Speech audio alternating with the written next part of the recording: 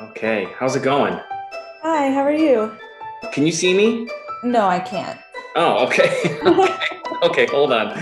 Okay, start video. Let's see. Okay, how Oh, about there now? we go. Yes, great. Cool. Awesome. So you wanted to talk a little bit about pandemics and sports today, is what I gathered.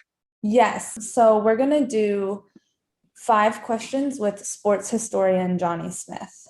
The first question, I know you've written books about, Babe Ruth and baseball during the pandemic, the rise of Mickey Mantle, UCLA basketball, the friendship between Muhammad Ali and Malcolm X. So I was wondering, like, what's the common theme running through these stories that interested you or like inspired you to tell them? That's a great question. I think there is a pattern to all of those books and the book that I'm writing now about Michael Jordan.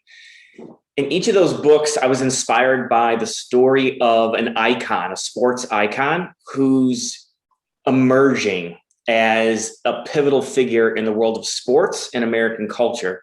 I wouldn't be interested in a great athlete who was just a great athlete. If they didn't have some kind of if they didn't transcend the sport in some profound way where I could examine the sport or the athlete's relationship to society or to culture, to politics, or some change beyond the field of play, then I probably wouldn't write about them. But if I think that they can be used as a symbol to explain something larger, a larger story about America, a larger story about sports, then I think there's something to be told.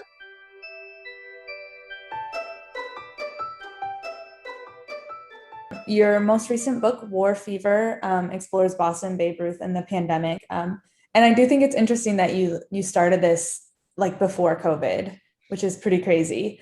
Did you see parallels between how baseball and sports in general, adapted and reacted to the pandemic in 18 versus now? And then a follow-up, like any parallels in the reopening in 19, well, I guess it was like in 1920, maybe when the reopening would have happened. And then Yeah, now. yeah. One thing we often think about with the 1920s, this period that comes after the war, after the pandemic of 1918-19, is this idea of the roaring 20s, right? It's sort of this stereotypical image of the decade. But the fact is, I think that in some ways, the pandemic's role in this idea of the roaring 20s, in this idea of carpe diem, seize the day, live for the moment, live in the now, was shaped by the pandemic. The war was completely disruptive and destructive all around the world. Millions and millions of people died. And tens of millions, maybe 100 million people died around the world because of the pandemic. And so people had come to this conclusion that tomorrow wasn't promised to you. And so there was this urgency to find pleasure where you could, whether it was in a bottle, at a dance hall, or at a sporting event. And so I think that, when we think about the pandemic of 1918, 1919, it shaped the culture to come. And we're seeing some of that now already. There's an urgency in the United States to return to normality, right? You see Major League Baseball stadiums that are totally packed. Whether that's wise or not, I'm not a virologist. I'm not an epidemiologist. I'm not sure I can say. But what I think I can say is that there are circumstances where people in different communities in the United States who are not totally vaccinated should not be gathering yet. Now, a lot of these sporting events are taking place in outdoor stadiums. Maybe that's safer. I'm not sure. But what happens when you've got a sellout crowd in between innings at a Braves game? You've got people packed into a bathroom and half of them aren't vaccinated.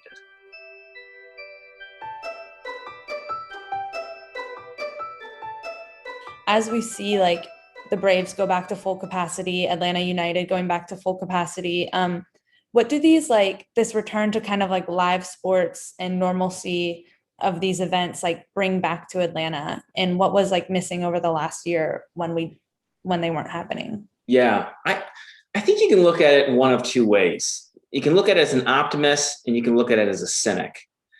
So I'll pretend to be both, even though I'm a cynic. The optimist, I think the people who go to these games, they want to believe that it's safe and that we've turned the corner. And sporting events are really, I think, at their core about bringing people together, right? I mean, that's what those stadiums represent. Thousands of people coming together for a shared experience. And so I think, people have been missing the ability to come together with their families, with their friends, with their fellow fans, to go to a Braves game or Atlanta United game. And that matters to people. We have this, I think, inherent need to connect with people personally. I have not enjoyed teaching online anywhere nearly as much as I enjoy being in a classroom. I want to be with my students in person. So I think the optimist in me would say, it's good news, because one of the main reasons that this is happening is because we've seen vaccination rates growing in the United States. Now, the cynic in me says, I'm not so sure. Does it send the right message to people that they're having sold out games at the Braves Park or at the United's games? I don't know. We know that it's safer to be outside than it is to be indoors. But at the same time, in the state of Georgia, only 41% of people who are eligible to be vaccinated are vaccinated. And so you think about these events that are televised, that's what these events are, is they're TV shows. And so people who don't live in Atlanta, they might watch these games on TV and think, boy, things must be back to normal in Atlanta, but they're not. We still have communities who have not yet been vaccinated, who are vulnerable to getting sick. And so the cynic in me worries that in some parts of the country, maybe in Atlanta and in Georgia, that there is a rush to try to return to normality too soon. And that poses danger that will have consequences for us in the months to come.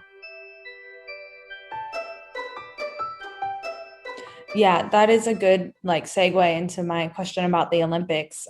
There's a ton of debate on whether or not they should happen because of COVID. What do you think? Should Japan go forward with them? So I think the first thing is that I would say respect the wishes of the Japanese people. Overwhelming numbers of Japanese people have said, we do not want the Olympics here.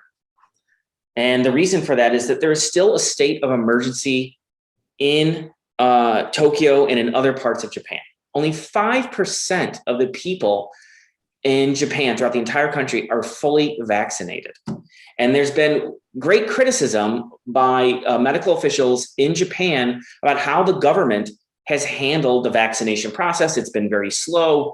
And it tells us that the population is incredibly vulnerable. And now, despite the International Olympic Committee's claims that they're going to stage these games safely and that the athletes and officials who come to Japan from other countries are going to be tested before they leave their home country, before they enter Japan, and they're going to do this, and they're going to do that.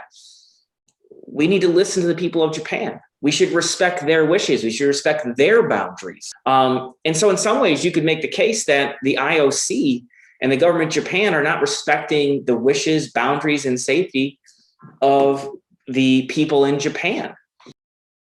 For example, right now, I read that this morning that there's going to be widespread testing for people involved in staging the game. So IOC officials, the athletes, coaches, trainers, representatives from the different countries. But that testing is not available to all the people in Japan. So the government there is making a priority to protect these athletes for the Olympic Games at the expense of the people. At the same time, there's not enough hospital beds in some communities, in Tokyo in particular. So what happens if you have athletes and other Olympic-related personnel who get sick and they need medical attention? Should they get the beds before the people of Japan who may need those beds as well?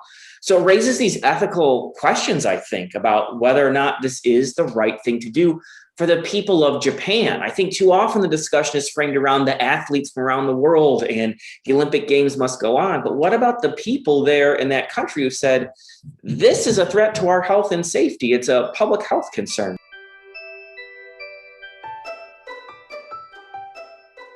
I had mentioned a moment ago that television plays a large role in our perceptions about the pandemic and our perceptions about the state of sports during the pandemic. I think when historians look back on the Tokyo Olympics, they'll emphasize that these were the pandemic games, but also these were the made-for-TV games. The driving force behind the return to the Olympic Games a year after they're supposed to take place in 2020 in Tokyo is all about television revenue. 75% of the revenue generated from the Tokyo Games comes from television broadcast rights. And the country of Japan has invested billions of dollars into these games. And so what's at stake here is money. And I often tell my students, whether I'm teaching US history or sports history, follow the money. Money is a driving force in the decisions that are made by politicians, by the sponsors, by the people who organize sporting events. And so that's a big part of the story here that can't be overlooked.